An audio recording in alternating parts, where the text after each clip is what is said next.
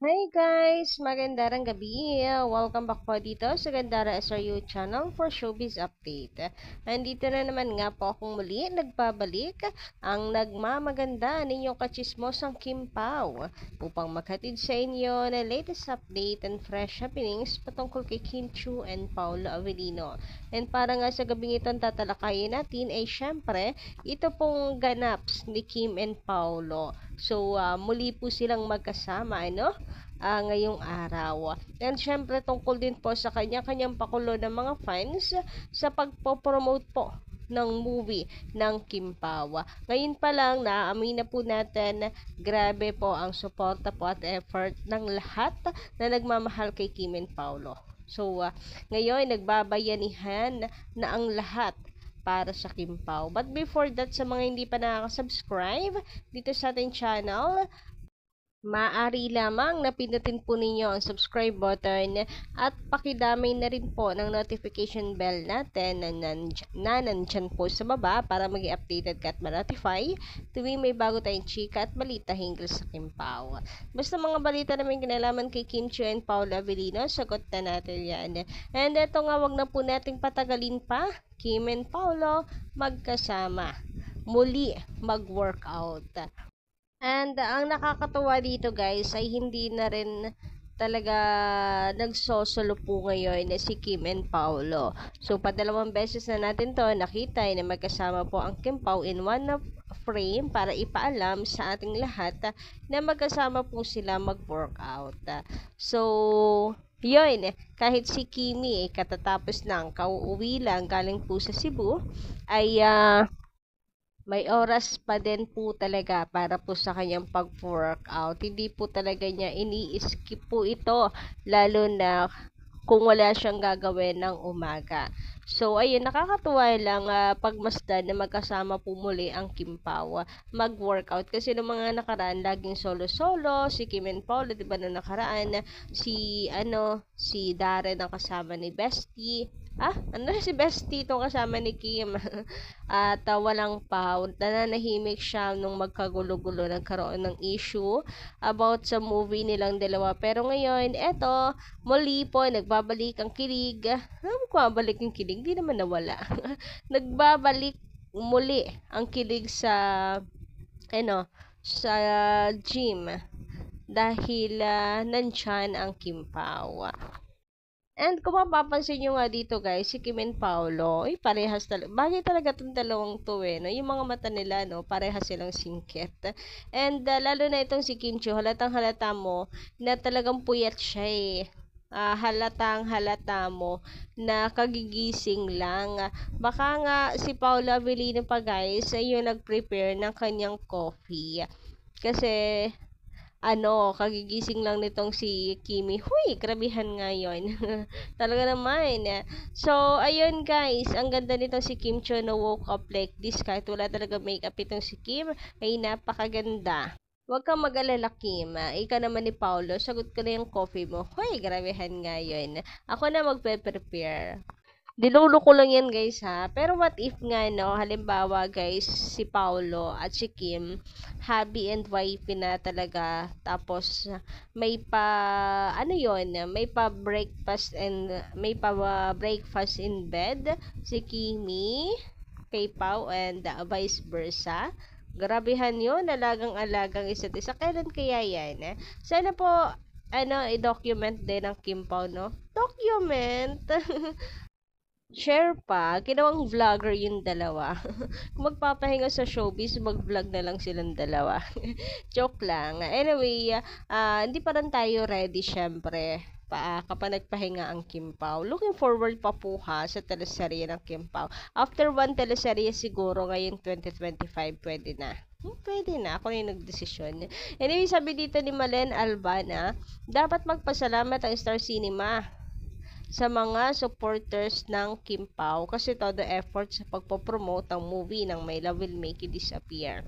Hindi na need gumawa ng gimmicks para sa promotions. Ayaw ni Paolo gumawa pa ng kung ano-anong kaek-ekan. Well, about dito, Di naman siguro tayo nag-expect ng kapalit, ano, bukod po sa blockbuster, maging blockbuster ang movie ng Kim Pao. I mean sa Star Magic, sa Star Cinema.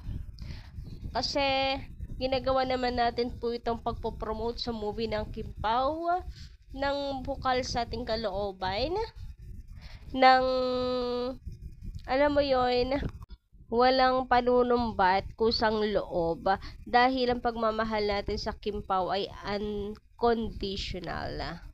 And ang masasabi ko lang is maswerte ang Star Cinema. May katuwang talaga sila sa pagpo-promote. Malaking bagay itong ginagawa po ng mga Kim Pao fans. Sabi nga talagang Kim Pao fans ang siyang todo effort sa pagpo-promote ng movie ng Kim Pao. Well, malaman po natin sa mga susunod na buwan, sa February lang naman na sila pwede makapag-promote kasi March ay showing na.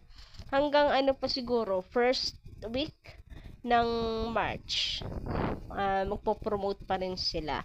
Ang gulo. Pati ako nagulo sa sinabi ko. Basta sa next month magsisimula na yan. Malaman po natin paano po nila pinaghandaan ang promotion na to. Bongga at may pinondohan ba talaga nila itong promotion. Sana nga naman magpuputyo-putyo lang sino sa tinuturing po ito na malaking project ng Star Cinema ng Star Magic ngayong 2025.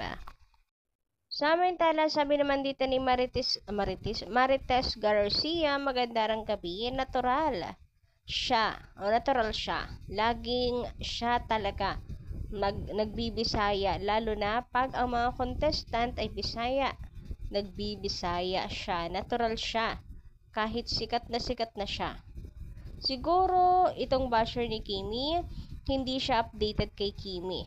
Ang alam niya lang ay i-bash si Kimi. Kaya nga sabi ko, hindi na kayo nasanay kay Kim. Lagi naman siya nagbibisaya at nabubuhay po yung programa, lalo na kapag nagbibisaya itong si Kim, kasi grabe yung energy. Ang dami rin talagang natutuwa na nakaka-relate. Ano mo yun?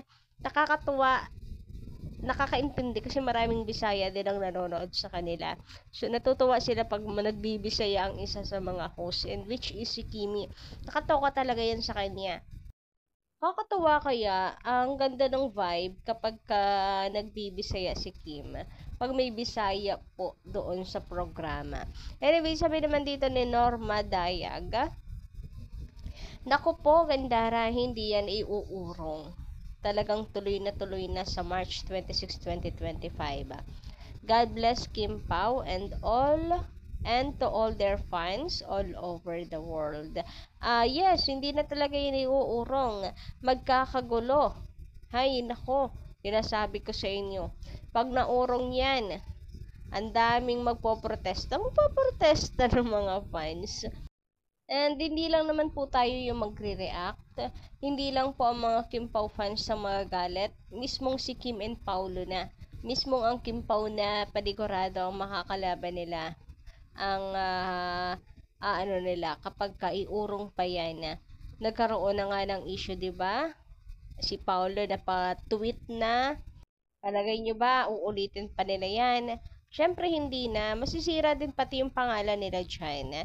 Mga casual netizens, mga casual viewers, mga moviegoers, ay na rin, makikifiesta pa'y nagkataon sa chismis, sa issue. Sila din po ang masisira niyan. Basta guys, movie ng Kim Pao sa March 26, 2025.